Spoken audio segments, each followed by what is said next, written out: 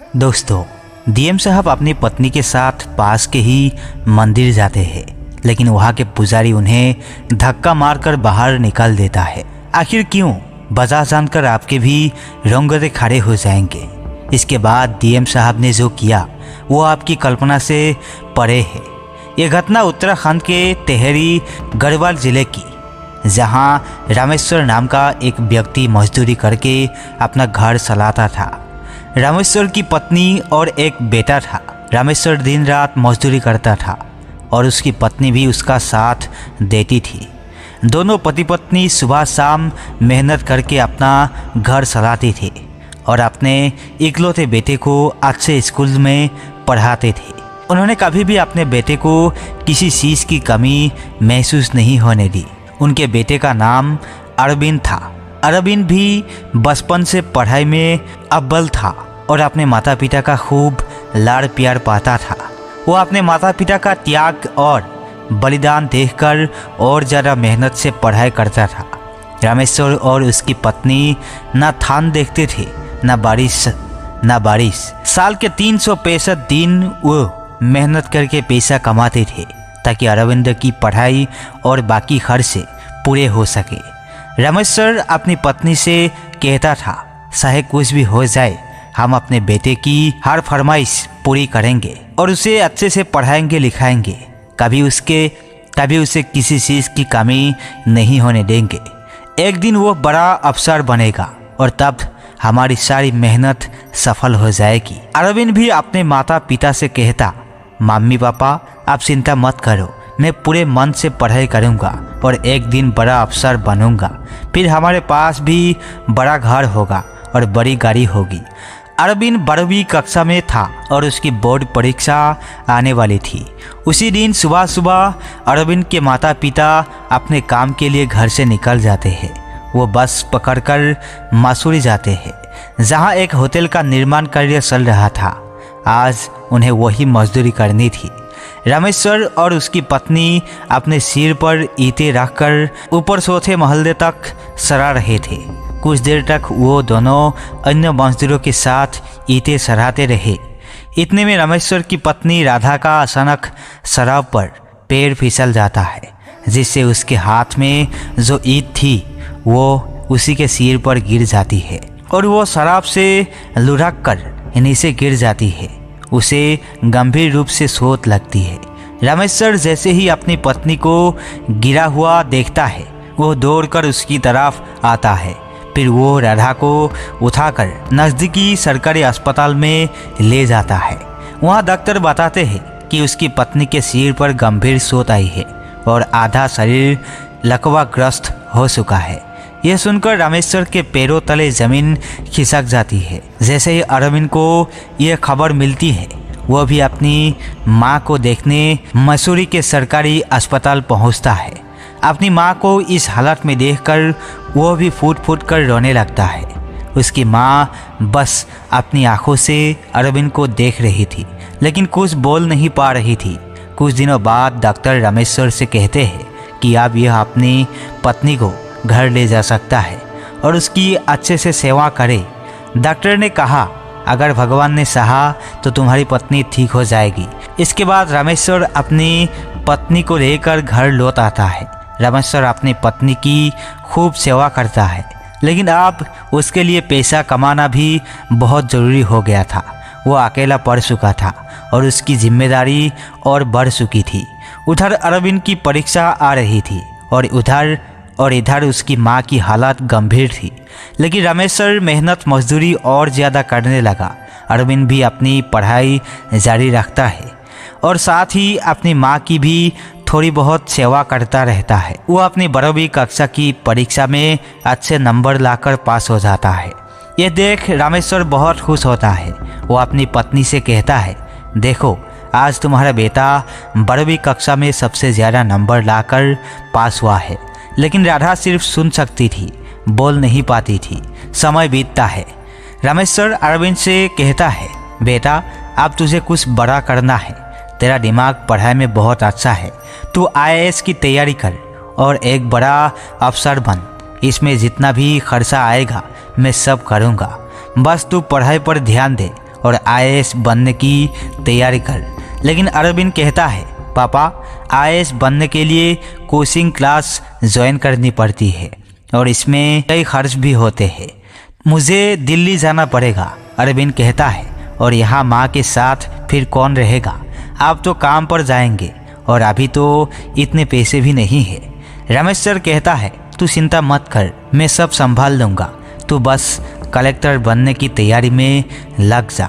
इसके बाद रमेश सर अपना घर बेच देता है और उससे मिले पैसों से 80,000 जुटा लेता है। फिर वे एक किराए के घर में शिफ्ट हो जाते हैं। रमेश सर अरविंद से कहता है, देख बेटा, अब तू कलेक्टर बनकर ही लौटना।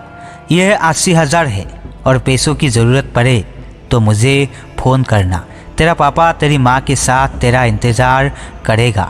अब तू बस कलेक्टर बनकर ही लौटना। इसके बाद अरविंद दिल्ली के लिए रवाना हो जाता है।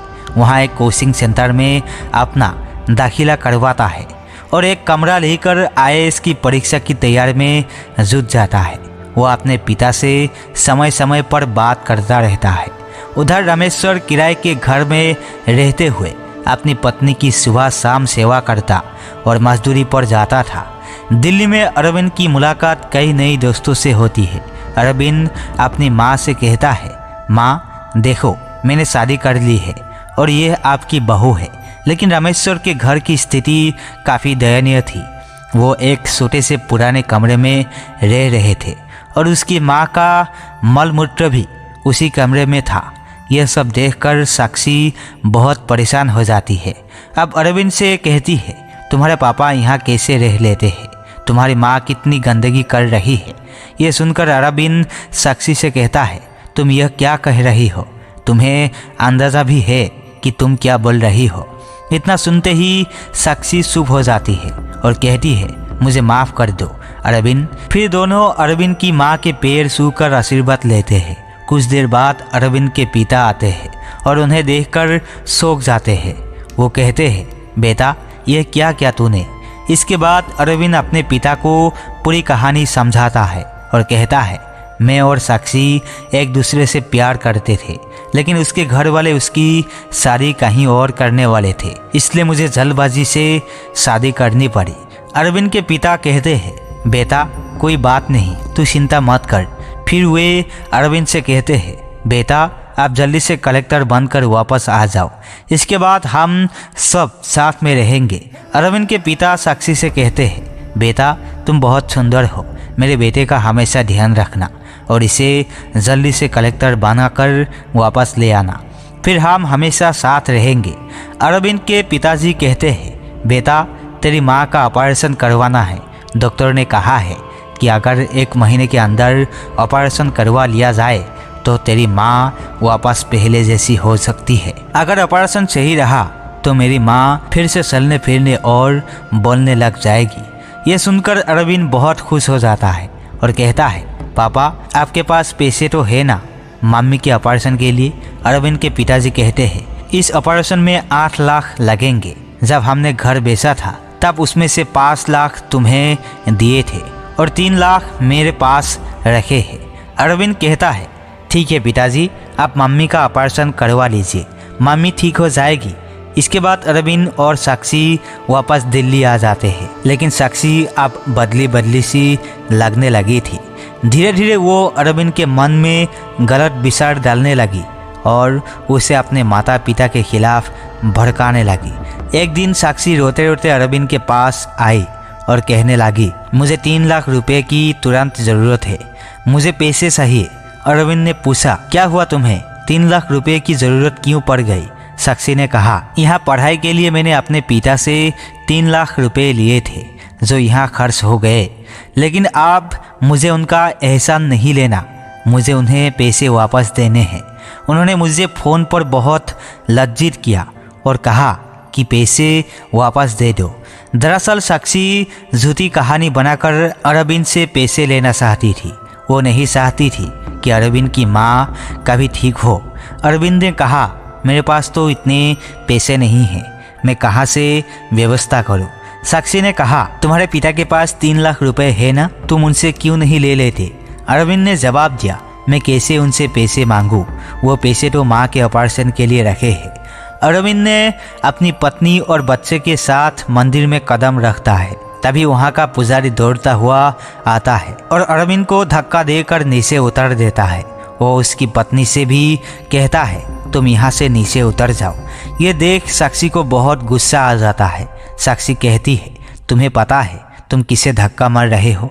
जिसे तुम धक्का मार रहे हो वो इस जिले के कलेक्टर है और तुम उन्हें ही मंदिर में घुसने नहीं दे रहे हो। तब पुजारी कहता है जो अपने माँ बाप का नहीं हुआ वो भगवान का क्या होगा? जो अपनी माँ को मरता हुआ छोड़कर चला जाए वो किसी भगवान का कैसे हो सकता है? ये सुनकर अरविंद को गहरा धक्का लगता है। जब वो पुजारी की ओर देखता है तो पता है कि वो कोई और नहीं बल्कि उसके ही पिताजी है। अरविंद कहता है पापा, आप पुजारी कहता है मुझे अपने मुंह से पापा मत बुलाओ और इस मंदिर में घुसने की हिम्मत मत करना। अरविंद कहता है पापा मुझे माफ़ कर दीजिए। पुजारी यानी अरविंद के पिताजी कहते हैं तुम्हारे अलग होने के बाद से तुम्हारी माँ की तबीयत और ज़्यादा खराब हो गई थी। जब उसे पता चला कि अब तुम नहीं आओगे तो वो तुम्हारे इंतज़ार में पलंग पर पड़ी पड़ी मर गई। तुम्हारी पढ़ाई के लिए ही हमने घर बेचा था। घर बेचकर तुम्हें कलेक्टर बनाया और तुम्हारी माँ के ऑपरेशन के पैसे भी तुम्हारी पढ़ाई के लिए दे दिए। और आज तुम्हारी माँ भी मुझे छोड़कर चली गई। तुम्हारे लिए इतना त्याग और बलिदान किया लेकिन तुमने। पुजारी की बात अधूरी रह जाती है। अरविंद की आंखों में आंसू आ जाते हैं। अरविंद के पिताजी कहते हैं और आज तुम हमें ही छोड़कर चले गए सिर्फ एक लड़की के लिए। तुमने सब कुछ भुला दिया। ये सुनकर साक्षी बहुत गुस्से में आ जाती है और अपने ससुर से कहती है आप बहुत ज़्यादा बोल रहे हो। आपकी औकात नहीं है हमारे सामने इतना बोलने की।